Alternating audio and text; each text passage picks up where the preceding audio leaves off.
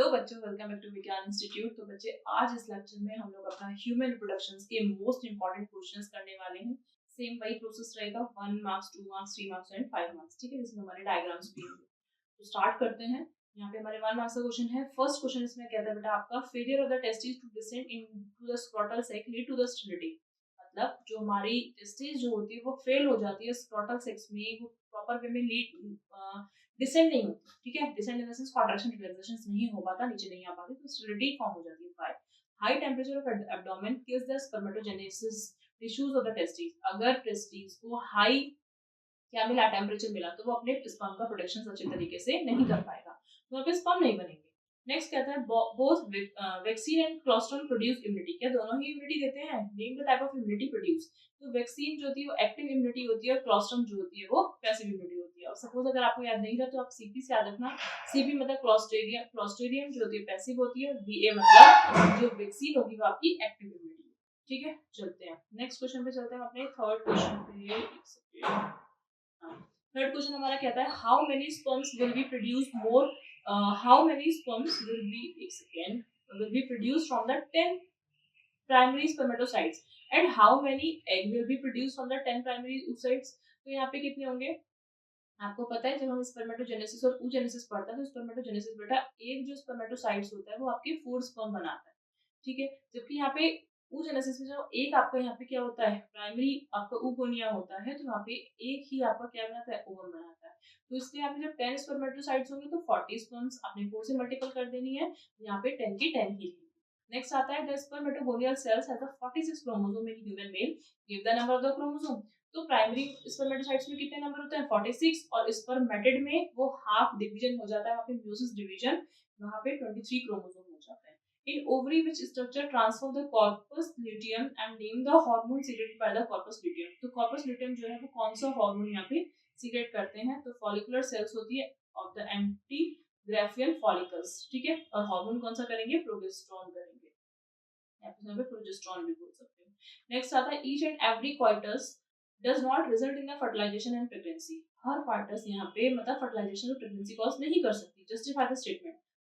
Ovum and the sperm should reach the simultaneously to ampullary and stomach junction। जब तक वो stomach junction तक नहीं पहुंचता, क्योंकि वहीं पे fertilization step part होता है। Why are male testes located outside the abdominal cavity? अब ये बाहर क्यों होता है? ऑब्वियसली बात है, इसके टेम्परेचर को मेंटेन करने के लिए उसको 2 to 3 डिग्री सेंटीग्रेड का टेम्परेचर मेंटेन करता है कौन, यहाँ पे स्क्रोटम। ठीक है, male testis are located in scrotum outside the abdominal cavity. Scrotum low temperature provide कराता है नॉर्मल बॉडी टेम्परेचर से, जिससे स्पर्म का फॉर्मेशन हो जाता है। State the function of the Leydig cells. Important question है, लैडिक सेल्स क्या करेगा, उसको सिंथेसिस करेगा, सीक्रेट करेगा टेस्टिकुलर हार्मोन को। एंड सर्टोली सेल्स क्या करता है, सर्टोली सेल्स यहाँ पे आपका न्यूट्रिशन प्रोवाइड कराता है।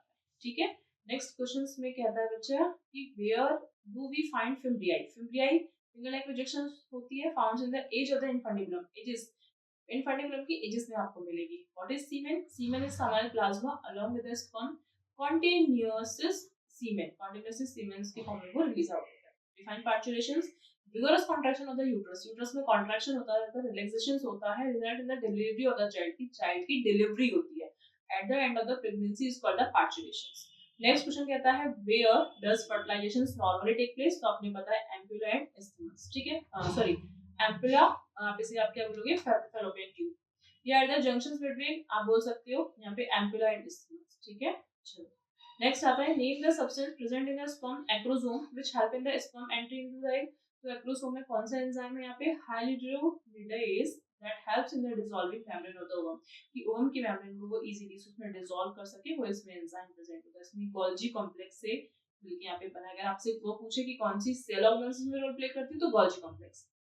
Name the layer of the cells that form the outer wall layer of the blastocyst. Blastocyst की आउटर मेम्ब्रेन क्या है, trophoblast. At what stage is the mammalian embryo implanted in a uterus? Uterus में इसकी membrane कौन सी जो implant हो जाती है, blastocyst stage. Despite the presence of the so many sperm in the vicinity of the egg cells, only one sperm entered the ovum। Why? ऐसा क्यों होता है कि ओवम में केवल एक स्पर्म एंट्री करता है, बहुत सारे स्पर्म क्यों नहीं एंट्री करते, होते तो मिलियंस में है। Because when a sperm comes in contact with the ovum, zona pellucida induce changes in membrane। मतलब जो जोना पैलोसिडल की जैसे ही उसके पास में जाता है स्पर्म, तो वहां पे वो कुछ केमिकल अपने केमिकल सिक्रेशंस करती है जिसमें block entry of the other sperm. Other sperm की एंट्री को ब्लॉक कर देती है। अब उसमें वो कोई सा भी स्पर्म जा सकता है जो भी उसमें मतलब फर्स्ट जो आपका आप बोल सकते हैं वहाँ पे वो फर्स्ट प्रायोरिटी पर होगा, जो ज्यादा प्रैक्टिस करेगा, अंदर प्रैक्टिस इन द सेंस जो ज्यादा मूवेबल होगा वो अंदर इजीली से चला जाएगा। ठीक है, नेक्स्ट आता है how many polar bodies are given out in the production of the one egg during the oogenesis. Two polar bodies form होती है। यहाँ पे आपका आता है 2 मार्क्स के क्वेश्चंस। तो 2 मार्क्स के क्वेश्चंस देखते हैं फटाफट से, जो कि हमारे हैं फंक्शंस पूछे हैं। कॉर्पस ल्यूटियम के इसमें फंक्शन पूछा है और एंडोमेट्रियम का फंक्शन। तो कॉर्पस ल्यूटियम क्या करती है, सीक्रेट करती है progesterone which prepare endometrium of the uterus. Uterus की एंडोमेट्रियम जो होती है वो प्रिपेयर होती है फॉर द इम्प्लांटेशन के लिए और नॉर्मल डेवलपमेंट ऑफ फीटस के लिए। एंडोमेट्रियम क्या है, ये inner membrane of the uterus की अंडरगो साइक्लिक चेंज आती है, मेंस्ट्रुअल साइकिल होती है and prepare itself for the implantation of blastocyst. और ब्लास्टोसिस्ट को इम्प्लांट करने में भी क्या करती है, प्रिपेयर करती है। तो 2 फंक्शंस होते हैं इसके बेटा। ठीक है, नेक्स्ट आता है इसमें पिक्चर दी हुई है आपकी, गिवन द फिगर। यहाँ पे आपको ए और बी आपको बताना है। ए और बी में आपने क्या बताना है, ए जो है आपके यहाँ पे आउटर मेम्ब्रेन जो ट्रोफोब्लास्ट है, ये इनर सेल मास है। Trophoblast gets attached to the endometrium, endometrium से अटैच हो जाता है। Draw nutritive material secrete the uterine endometrium glands और inner cell mass differentiated as embryo, वो एम्ब्रियो के फॉर्म में आगे जाके कन्वर्ट हो जाती है इनर सेल मास। नेक्स्ट यहाँ पे इसमें आता है given below is an incomplete flow chart showing the influence of the hormone gametogenesis in the female. Observe the flow charts. यहाँ पे कुछ आपको दिया हुआ है, पिट्यूटरी दिया हुआ है, बच्चे यहाँ पे ICSH है, ये लाइडिक सेल्स है। Name the hormone, name the process. यहाँ पे FSH है, यहाँ पे नेम द सेल, इस सेल का नाम बताना है जिसको फैक्टर स्टिमुलेट करते हैं, नेम द प्रोसेस, इस प्रोसेस को आपको बताना है। तो देखो यहाँ पे क्या कहता है, ये जो है यहाँ पे क्या है आपका टेस्टोस्टेरोन। ठीक है, और यहाँ पे क्या करेगा, यहाँ पे स्पर्मेटोजेनेसिस मतलब फॉर्मेशन किसका हो जाएगा, स्पर्मेटोजेनेसिस का फॉर्मेशन हो जाएगा। यहाँ पे आपको यहाँ पे सी में क्या था, सी में है यहाँ पे आपका सर्टोली सेल और स्पर्म्योजेनेसिस। यहाँ पे क्या है, सर्टोली सेल। एफएसएच के पास क्या है, एक सेकंड, एफएसएच के पास क्या है यहाँ पे, सर्टोली सेल्स, सर्टोली सेल्स। और यहाँ पे क्या करेगा, ये स्पर्म्योजेनेसिस में हेल्प करेगा। ये प्रोसेस आपकी क्या है, स्पर्म्योजेनेसिस। ठीक है, एक आपकी स्पर्मजेनेसिस है, एक आपकी स्पर्मिएशन है। यहाँ से भी क्वेश्चन आता है, याद रखना, करेंगे भी डिस्कस अभी हम। नेक्स्ट इसमें आता है रीजन आपको बताना है। The first half of the menstrual cycle is called follicular phase whale the proliferative phase. The second half of the menstrual cycle is called the luteal phase. ऐसा क्यों कहते हैं, तो during this phase the primary follicle transform into the graphene follicle. मतलब वहां पे FSH का hormone ज्यादा होता है, तो पहले primary, secondary, tertiary follicle and then last में ग्राफिन फॉलिकल्स बनाती है। And stimulation Graafian follicle secrete the estrogen hormone which stimulate the enlargement of the endometrium of the uterus, जो यूट्रस की मेम्ब्रेन को enlarge करने में हेल्प करती है। क्योंकि वहाँ पे एफएसएच है, एफएसएच है तो मतलब वहाँ पे उसकी सर्टोली सेल है, सर्टोली सेल से तो वो क्या दे रहा है, उसको न्यूट्रिशन दे रहा है, उसकी मेम्ब्रेन को, उसमें जो फॉलिकल्स हैं उनको डेवलप कर रहा है। ठीक है, चलो नेक्स्ट आता है ड्यूरिंग दिस फेज। अगर हम ल्यूटियल की बात करते हैं तो बेटा ल्यूटियल में corpus luteum is a fully formed then secrete the large quantity of the progesterone. आपने हार्मोन पढ़ा, जो प्रोलिफरेटिव फेज होगा वहां पे एस्ट्रोजन हार्मोन रिलीज करेगा और एफएसएच होगा, यहाँ पे एलएच होगा और यहाँ पे प्रोजेस्टेरोन हार्मोन होगा। नेक्स्ट कहता है what is the mean by the LH surge and what is the role of, question कई बार ये रिपीट होता है आपका, एलएच सर्ज क्या होता है। There are the 3 phases in your menstrual cycle, follicular phase, ovulatory phase and luteal. ये दोनों तो भी आप पढ़ चुके हो। फॉलिकल में एफएसएच ज्यादा होगा और एस्ट्रोजन होगा, इसमें प्रोजेस्टेरोन ज्यादा होगा और एलएच होगा। ओव्यूलेटरी फेज जो होता है वो 14 डेज का पीरियड होता है, जो पीक पीरियड होता है जहाँ पे प्रेगनेंसी के मोस्ट ऑफ चांसेस कॉज होते हैं। In terms of the LH surge, the ovulatory phase is most important. During the follicular phase, the follicle develop at the beginning of the menstrual cycle. Menstrual cycle के just बाद ही ये develop होना start हो जाते हैं. This cycle begin with the menstrual periods and the shading of the uterine linings of the linens. The lining of the uterus is preparation of the for ovulations. जैसे वो lining clear हो जाती है वहाँ पे प्रिपेयर कर लेती है ओवुलेशंस के प्रोसेस को ड्यूरिंग द ओवुलेटरी फेज में। ओवुलेटरी फेज में यहाँ पे मेम्ब्रेन बन जाती है और उसके बाद में वो धीरे धीरे उसे रिग्रेस करती है। रिग्रेस करने के बाद मेंस्ट्रुअल के टाइम पे उसको मेम्ब्रेन को रिग्रेट कर देती है, रिलीज आउट कर देती है। बट एफएसएच यानी आपका प्रोलिफरेटिव के टाइम पे जब पे एफएसएच जाता है तो वहाँ पे उसको दोबारा से वो मेम्ब्रेन रिफॉर्म होना स्टार्ट हो जाता है। ठीक है, तो ये तीनों आपने पढ़ा। यहाँ पे एलएच सर्च क्या है, तीनों के बारे में पढ़ा। नेक्स्ट क्वेश्चन इसमें हमारा कहता है explain significance of the condition in which the testis remain suspended in the scrotum outside the abdomen. Human sperm cells can not develop at the body temperature. Sperm नहीं बन सकते अंदर क्योंकि उनको लो टेम्परेचर चाहिए। Spermatogenesis and the maintenance of the seminiferous tubules require a temperature slightly lower than that of the body. This provides the scrotum which lies outside the abdominal cavity. I think कुछ question अगर आपके 2 से 3 बार repeat हो रहे हैं तो बच्चे वो तो आपके क्लियर ही हो जाने चाहिए। गुड।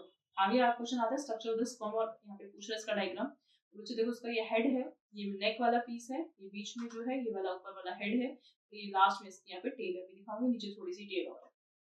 यहाँ पे आगे कहता है अपर वाला जो पोर्शन है इसका, ये वाला जो पोर्शन है ये आपका एक्रोसोम है, जो कि गोल्जी कॉम्प्लेक्स, अभी हम एंजाइम भी पढ़ के आए थे, यहाँ पे हाइलेरोनिडेज एंजाइम था।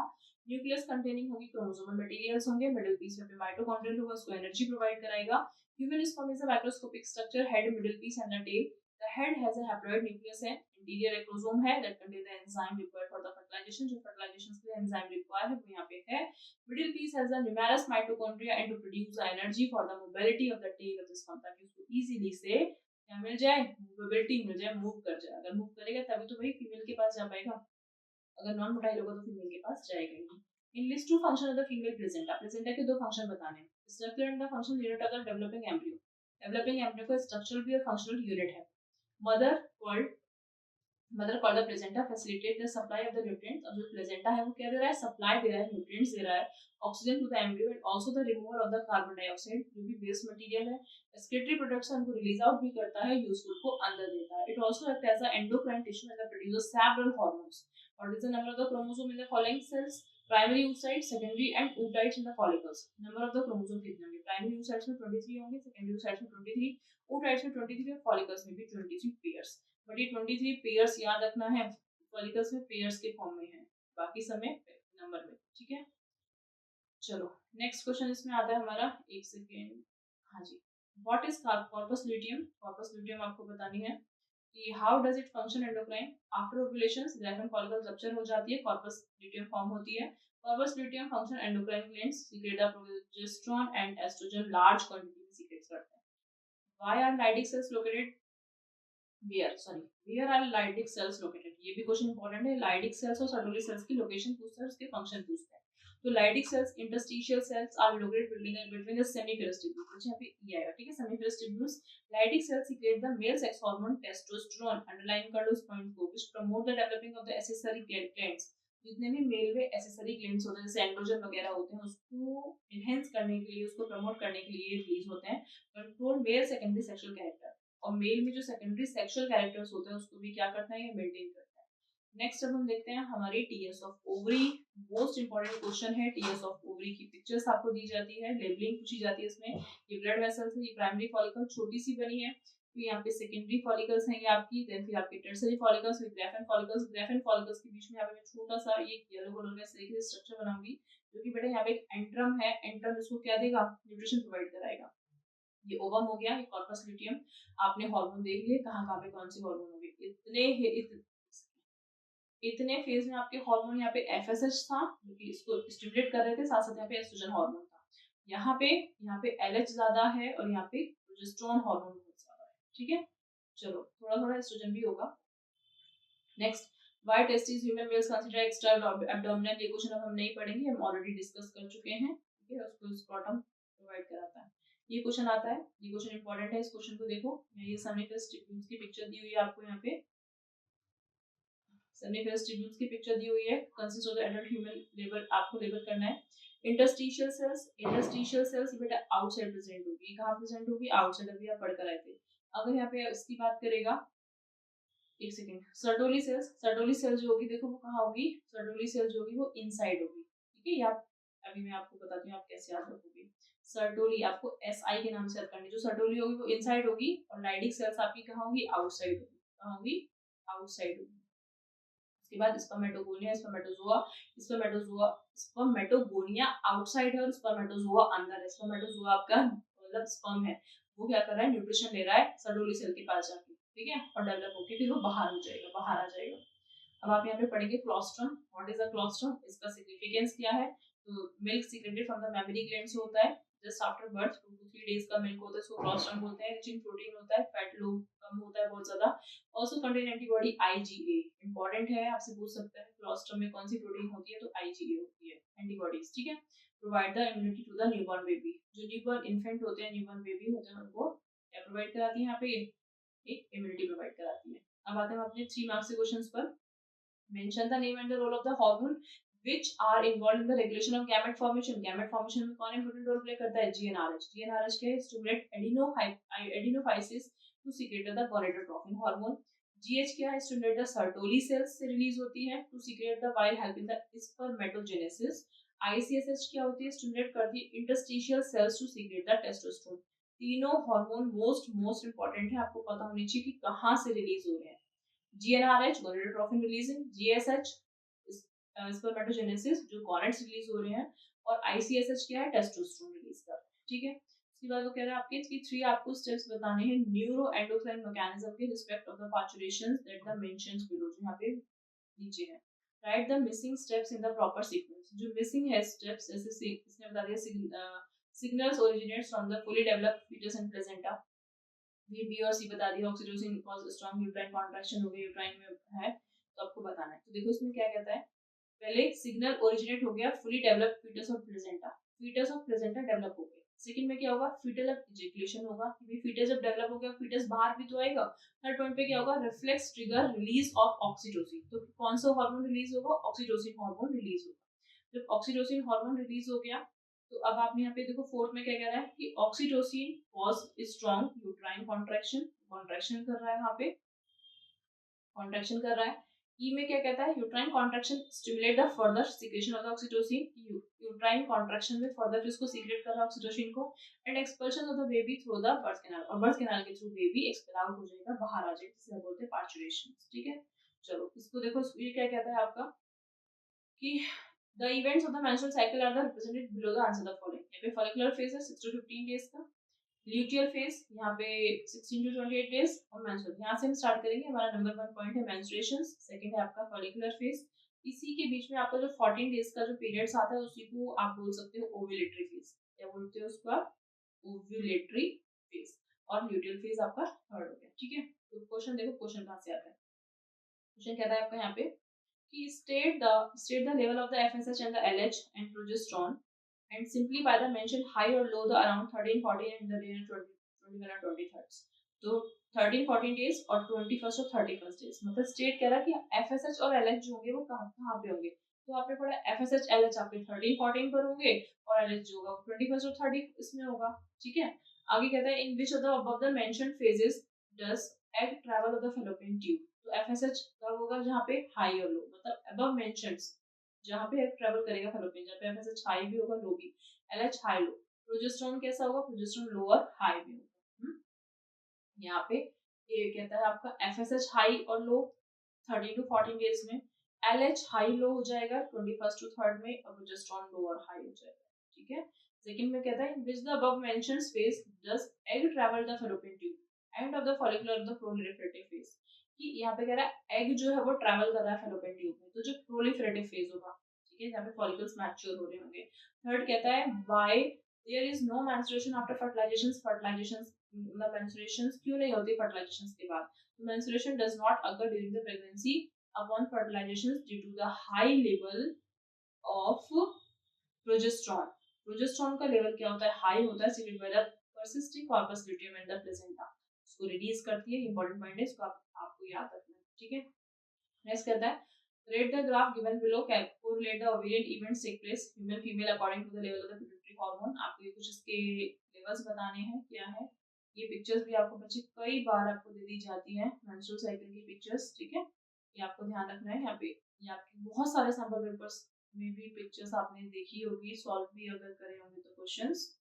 तो देखो इसमें हम देखते हैं 10 to 14 डेज. यहाँ पे जो आपका 10 to 14 डेज है, ये 16 to 23 डेज, और ये आपने बता दिया इसमें.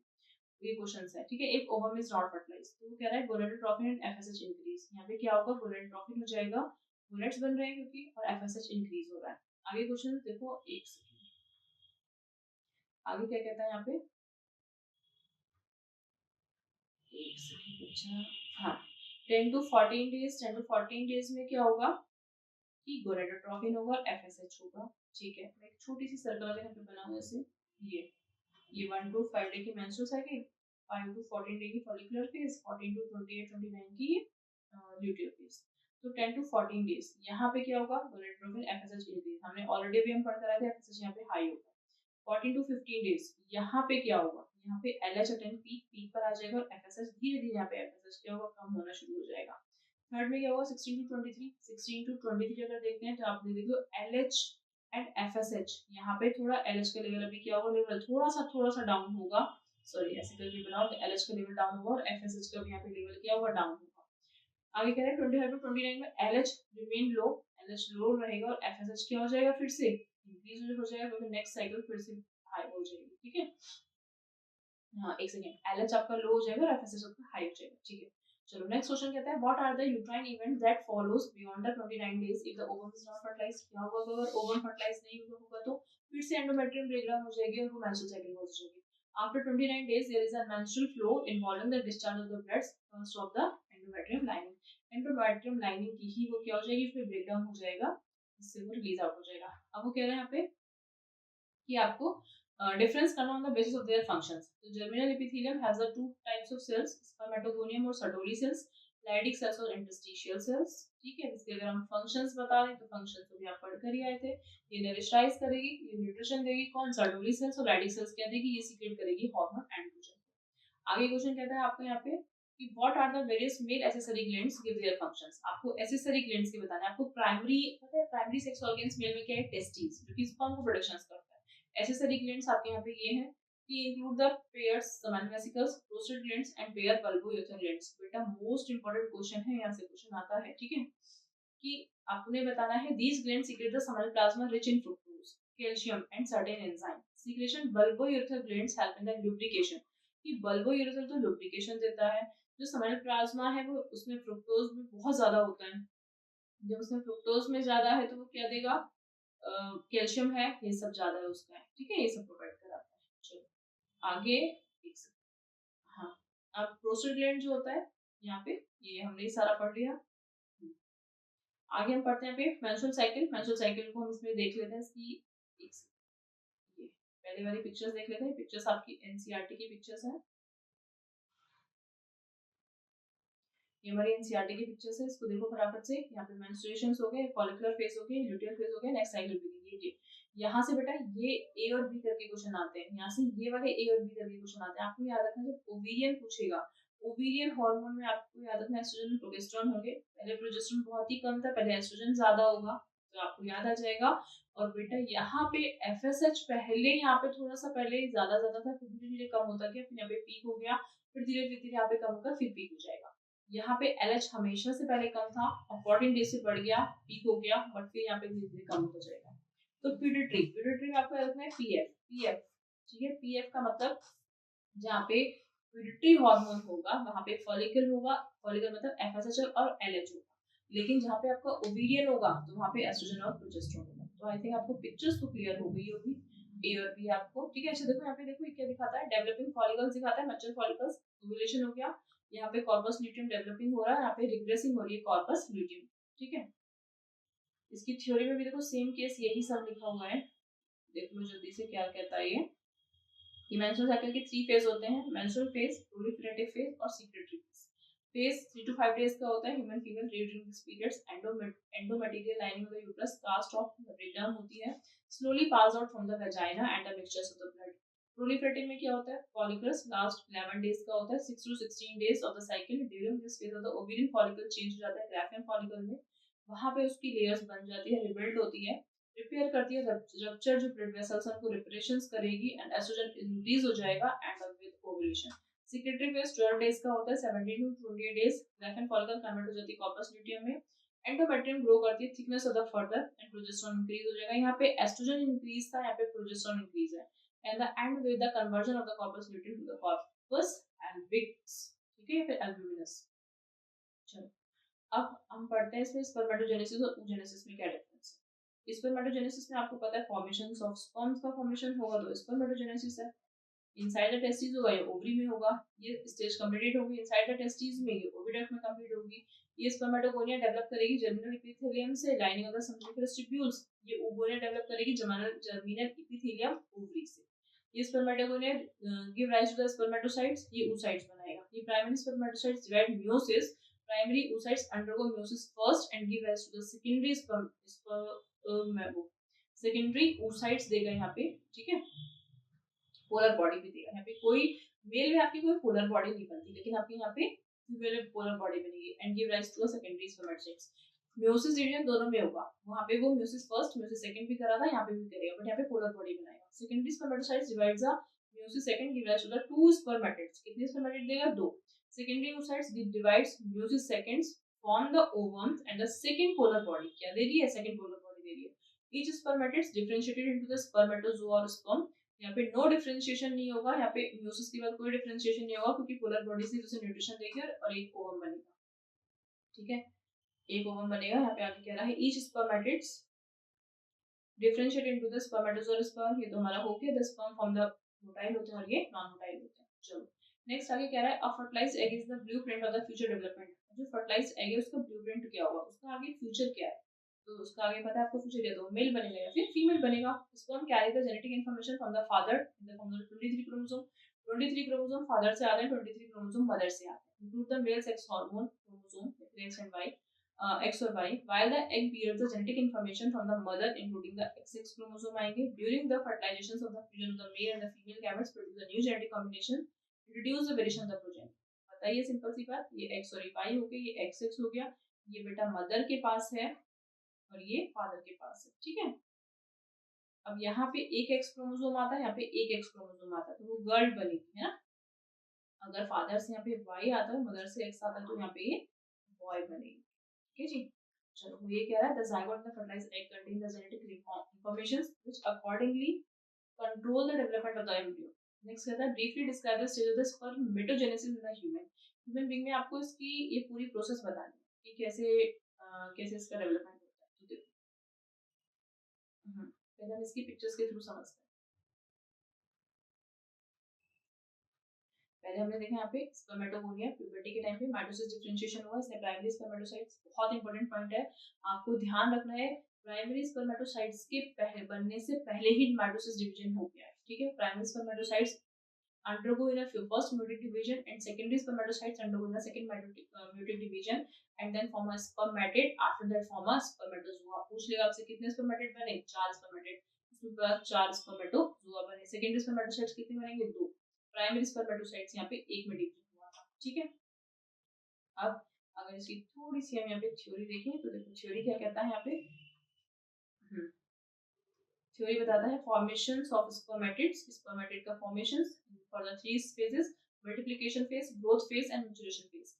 Undifferentiated germ cells undergo the repeated division of the producer sperm mother cells, spermatogonia। कुछ growth cells होती हैं, कुछ germ cells होती हैं जो कि spermatogonia के division में जाती हैं। growth phase spermatogonia increase हो जाएंगी वॉल्यूम में।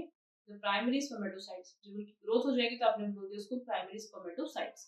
अब primary spermatocyte undergo first meiotic division में जाएंगी, प्राइमरी जब जाएंगे तो फर्स्ट म्यूटिक डिवीजन होगा, उसको ध्यान रखना है। To produce a small size haploid secondary spermatocytes, consider the spermatocytes divides by meiosis seconds and form the haploid spermatid। अब वो spermatid बनाएगा haploid जो होगी। यहाँ पे diploid क्या होगी, haploid क्या होगी, वो आपको केस याद रखना है, जो कि 46 और 23 क्रोमोसोम से आपको ये पता होना चाहिए, ठीक है। नेक्स्ट कह रहा है formation of sperm, transformation of the differentiation spermatid into the spermatozoa, spermiogenesis. Important, underline कर लो इस पॉइंट को।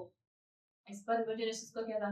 स्पर्मेटिड से स्पर्मेटोजोआ में कन्वर्ट होना, वो प्रोसेस आपकी स्पर्मियोजेनेसिस है, ठीक है। वहां पे इन्फ्लुएंस होगा किसका? एफएसएच हार्मोन का। आगे पढ़ लिया आपने यहाँ पे। आगे वो कह रहे हैं describe the hormonal control the human reproductive system with the help of the flow chart. आपको फ्लो चार्ट के थ्रू बताना है कि क्या क्या चेंजेस आते हैं। वही जो स्टेप अभी आप पढ़े एबीसीडी करके, उसकी पूरी थ्योरी है। स्पर्मेटोजेनेसिस इनिशिएट करता है to increase the secretion of the gonadotropin hormone releasing the hypothalamus at the time of puberty. Puberty के टाइम पे जीएनआरएच रिलीज होता है। जब इंक्रीज हो जाता है लेवल जीएनआरएच का एंटीरियर पिट्यूटरी से, तो स्टिमुलेट करता है secretion of the two gonadotropin LH और एफएसएच। तो आपने पढ़ा था ना एफएसएच में आपका यहाँ पे सर्टोली सेल्स था और एलएच में आपका लाइडिक सेल्स था। LH act on the Leydig cells stimulate the secrete the testosterone। LH जो होगा जब Leydig cells होगी उसमें जो टेस्टोस्टेरोन हार्मोन रिलीज करेगा, और जो FSH होगा वो उसमें सर्टोली सेल्स होंगी जो कि सीक्रेट करेगा some factors help in the spermiogenesis. Spermiogenesis समझ में आ गया था अभी। स्पर्मेटिड से स्पर्मेटोजोआ में कन्वर्ट होना, ठीक है। तो देखो ये सारी प्रोसेस इस डायग्राम के थ्रू बताई गई है। इनहिबिशंस ऑफ द जीएनआरएच, पहले हाइपोथैलेमस आया, हाइपोथैलेमस जीएनआरएच रिलीज हुआ। तो जीएनआरएच रिलीज होगा तो बच्चे को एंटीरियर पिट्यूटरी से रिलीज हुआ, तो उसने एलएच और एफएसएच रिलीज करा, एलएच ग्लैडी cells, testosterone, secondary sex organs.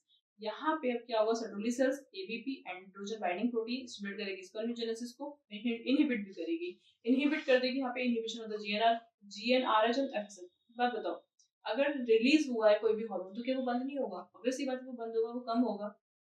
Secondary sexual organs अगर डेवलप होना स्टार्ट हो गए तो वो कंडीशन पे आके रुकेंगे भी तो सही, तो उसको इनहिबिट कौन कर रहा है? जीएनआरएच और एलएच, यहाँ पे एफएसएच था, ठीक है, इस चीज को आपको याद रखना है। नेक्स्ट इसमें हम देखते हैं यहाँ पे हमारा क्या है, a sperm has just fertilised a human egg in fallopian tube. Trace the events that fertilized egg will be undergo up to the implantations or the blastocyst in uterus. अब इसके बाद क्या होता है, जब उसको फर्टिलाइज्ड हो जाता है देन क्या होता है, क्लीवेज होगा और ब्लास्टोसिस्ट बनेगा। Fertilised egg start dividing the ले स्पेसिफिक माइटोटिक डिवीजन, इंपॉर्टेंट, उसमें माइटोटिक डिवीजन होता है जो कि 2 सेल 4 सेल 8 16 32 बहुत सारी सेल्स बनाती है, ब्लास्टुला बनाती है, पहले मोरुला सेल बनती है, 8 to 16 सेल स्टेज आपकी मोरुला होती है, देन फिर जो बनती है वो ब्लास्टुला बनती है, फिर गेस्टुला बनती है, प्रोसेस होती है पूरी called cleavage. The zygote undergo mitotic division and isthmus of the oviduct and form a daughter cells and form the result in the cleavage and called the blastomere. Blastocyst क्या है, 3 to 4 days of the after fertilization के 3 से 4 दिन के बाद morula twins into the large mass of cells called blastocyst, outer periphery enlarge and flatten further from the trophoblast. बाकी आगे जाके वो फ्लैट हो जाती है, ट्रोफोब्लास्ट में कन्वर्ट हो जाती है, सीक्रेट्स करती है fluid into the interior of the cavity called the blastocyst, इसके बाद ब्लास्टोसील बनाती है। The embryonic stage with the blastocoel is called the blastula, उसके बाद वो आगे जाके वो ब्लास्टुला में कन्वर्ट हो जाता है, ठीक है। देखो ये सारी पिक्चर्स आपके एनसीईआरटी की है, एनसीईआरटी की पिक्चर्स आपको पता ही है, ये एक सेल स्टेज है, इसके अंदर मतलब आपको ओवम है, यहाँ पे कंफ्यूज हो रहा है, कंफ्यूज होने के बाद वो फर्टिलाइज्ड हो गया, यहाँ पे 1 से 2 बना रही, 2 से 4, 4 से 8, 8 से 16 मोरुला स्टेज, ब्लास्टुला बन गया, यहाँ पे मूव करते करते 3 to 4 डेज में यहाँ पे आ जाएगा ब्लास्टुला इम्प्लांटेशन बन जाएगा। ये पूरी यहाँ पे आउटर ट्रोफोब्लास्ट है, ये इनर सेल मास है जो कि जर्म लेयर बनाएगी, ठीक है, मतलब ये जर्म सेल्स बनाती है आपकी, बाकी जो मेम्ब्रेन है वो आगे ऊपर मेम्ब्रेन बनाती है। यहाँ पे कहते हैं आपका oogenesis, जैसे भी हमने स्पर्मेटोजेनेसिस पढ़ा, सीरियसली क्वेश्चंस आपके यहीं से आते हैं, बस आपको सिर्फ एक बार फोकस करने की रिक्वायरमेंट है। Where oogenesis and does take place? Describe the stage this process. The process and the formation of the maturation of the ovum is called oogenesis. Ovum का formation होना oogenesis है, take place करता है ovary में, initiated होता है during the embryonic development, वो puberty पे हो रहा था, स्पर्मेटोजेनेसिस ये एम्ब्रियोनिक डेवलपमेंट के टाइम पर हो रहा है, female foetus, consist of 3 phases, multiplication phase, growth phase, maturation phase, इसके 3 फेज हैं। The primordial germ cells divide meiosis to produce the oogonia, जैसे आपने उसमें पढ़ा था, इसी सेम ये एनसीईआरटी की पिक्चर्स उठा के दोनों के डायग्राम्स देखना, उनमें म्यूसिस कब हो रहा है, माइटोसिस कब हो रहा है, उसको में ध्यान रखना है। These oogonia divides lay repeated mitotic division from the cluster. In each cluster only out of them enter into the growth phase. कुछ ही उसमें cluster growth phase में जाता है, जिसको हम primary oocytes बोलते हैं। Growth phase occurs only after the attain of puberty. मतलब मल्टीप्लिकेशन फेज तो मदर की बॉडी में ही हो जाता है जब जो फीमेल फीटस है जब वो ग्रो करती है, लेकिन जो ग्रोथ फेज है वो प्यूबर्टी के टाइम पर होता है। It involve the increase the size of oocyte, oocyte का साइज इंक्रीज हो जाता है of to many folds. Synthesis of you, maturation phase में the first division of the meiotic, यहाँ पे म्यूटिक डिवीजन होगा, रिजल्ट क्या बनेगा, सेल्स प्रोड्यूस होंगी, this divisions, cytokinesis is unequal होगा, लार्ज डॉटर सेल्स बनेंगी, almost all cytoplasm, secondary oocytes बनेगा, smaller with the less of the cytoplasm is called the polar body, कुछ पोलर बॉडीज बनती है जो कि उसको न्यूट्रिशन देती हैं।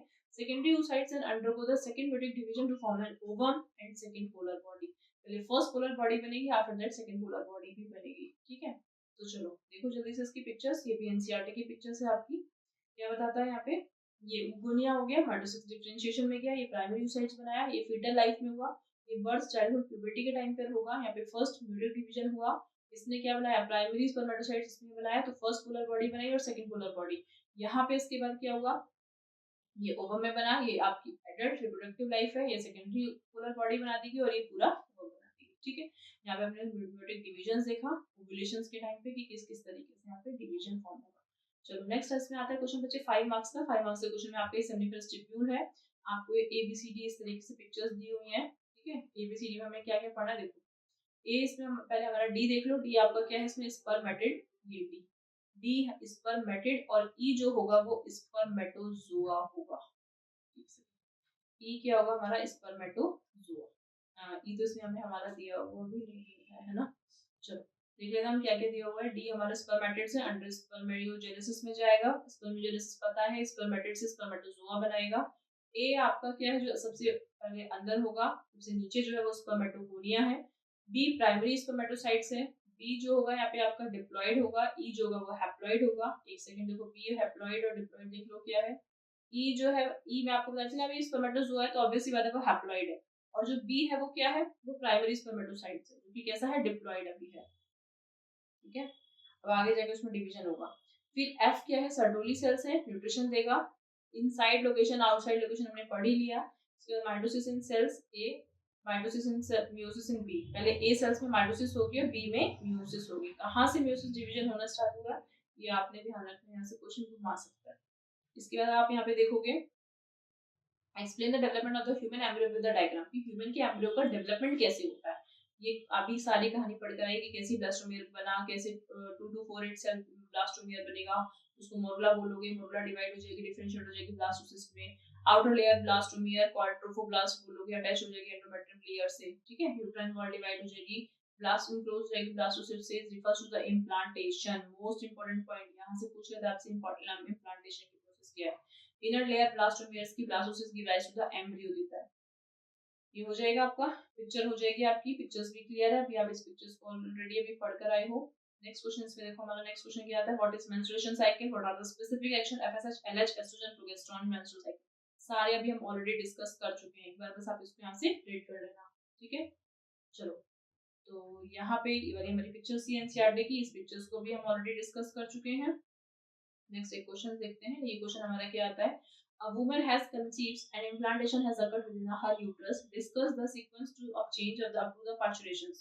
कि मतलब अगर वुमन कंसीव कर लेती है और फिर उसके यूट्रस में क्या क्या चेंज आते हैं इम्प्लांटेशन के बाद, which will take place within her body under the influence to the of various hormones। The following changes take place in the body of the woman after implantation। implantation होते ही क्या क्या changes आते हैं, क्या क्या phase होता है, चलो उसको देखते हैं। फर्स्ट पॉइंट है इसमें ट्रोफोब्लास्ट, एक second, trophoblast differentiate into the two layers, outer layer secrete enzyme to dissolve the endometrium of uterus। जो आउटर मेम्ब्रेन होती है ट्रोफोब्लास्ट, वो कुछ एंजाइम सीक्रेट करती है जिस यूट्रस में डिसॉल्व होने के लिए। इनर लेयर ग्रो करती है out fingers like projections called the chorionic villi into the uterine stroma. Chorionic villi the uterine tissues become interdigated to form the structural and functional unit called as placenta। Important point है, याद रखना कि inner membrane उसकी placenta बनाने के लिए prepare हो जाती है। प्लेजेंटा सीक्रेट्स करते हैं HCG HPL, ये इंपॉर्टेंट है। यहाँ पे HCG human chorionic gonadotropin releasing hormone होता है, और यहाँ पे आपका क्या HPL ह्यूमन प्रोलैक्टिन हार्मोन होता है, लैक्टोजन वाला। ठीक है, एस्ट्रोजन और प्रोजेस्टेरोन हार्मोन होंगे that are necessary to the maintain pregnancy. Umbilical cord होती है, structure the connect to the placenta with the foetus is form, foetus form हो जाता है। Simultaneously inner cell mass differentiated outer layer ectoderm, inner layer और endoderm. Inner cell layer mass जो होती है वो जो जर्म सेल जितने भी हमारे होते हैं उनकी मेम्ब्रेन बनाने के लिए प्रिपेयर करती है। Middle layer is called mesoderms appear between the ecto और एंडो। पहले एक्टो बनी, देन एंडो बनी, देन फिर लास्ट में बच्चे मेसो बनी, कोई सीक्वेंस वाइज नहीं बनी है अपनी। ठीक है, इस चीज का आपको याद रखना है। नेक्स्ट कहता है यहाँ पे the primary germ layers give rise to the tissues, देगी organ, देगी adult after 1 month of the heart। पहले 1 month में heart form होता है, and after second month में digits बनती हैं, limbs बनती हैं, and the end of the 9th month of the pregnancy fetus is completely develop हो जाता है। यहाँ पे पूरा step by step हम लोगों ने पूरा डिस्कस नहीं करा है, within a 5 months हमने कंप्लीट करा है। During parturition, ovary secretes a hormone called the relaxin hormone, facilitate the parturition which soften the connective tissues। Parturition के टाइम, पार्चुरेशन मतलब release out of the baby, जब baby release out हो जाता है तो उस टाइम पे एक रिलैक्सिन हार्मोन रिलीज होता है मदर की बॉडी से। माइल्ड कॉन्ट्रैक्शन या फीटल इजेक्शंस रिलैक्स इंड्यूस, जो कॉन्ट्रैक्शन करता है जिससे बेबी इजीली से एक्सपेल आउट हो जाए। This trigger release of the oxytocin from the posterior, तो वही क्या करता है, ट्रिगर करता है ऑक्सीटोसिन को कि पोस्टीरियर पिट्यूटरी हार्मोन से रिलीज हो। Oxytocin induce strongerly to the expulsion of the baby from the uterus through the birth canal, birth canal के थ्रू वो इजीली से एक्सपेल आउट हो जाए। ये आपकी पिक्चर्स हैं, पिक्चर्स में आपने देख लिया प्लेजेंटा विलाई बनी, अम्बिलिकल कोड है यहाँ पे, ये आपकी अम्बिलिकल कोड है, ये प्लेजेंटा बनी हुई है इस तरीके से, ये कैविटी ऑफ द यूट्रस है, यॉर्क सैक, एम्ब्रियो, ये plug of mucus in cervix, ये इसमें प्लग लगा हुआ है, ठीक है, जो आगे जाके बढ़ते में कन्वर्ट हो जाता है, ठीक है। यहाँ पे अभी हमारा एक पूरा फिनिश हुआ सेकंड चैप्टर। इसी तरीके से हम अपना नेक्स्ट जो लेक्चर है वो रिप्रोडक्टिव हेल्थ वो आगे नेक्स्ट वीडियो में कवर करेंगे। Thank you for watching this video.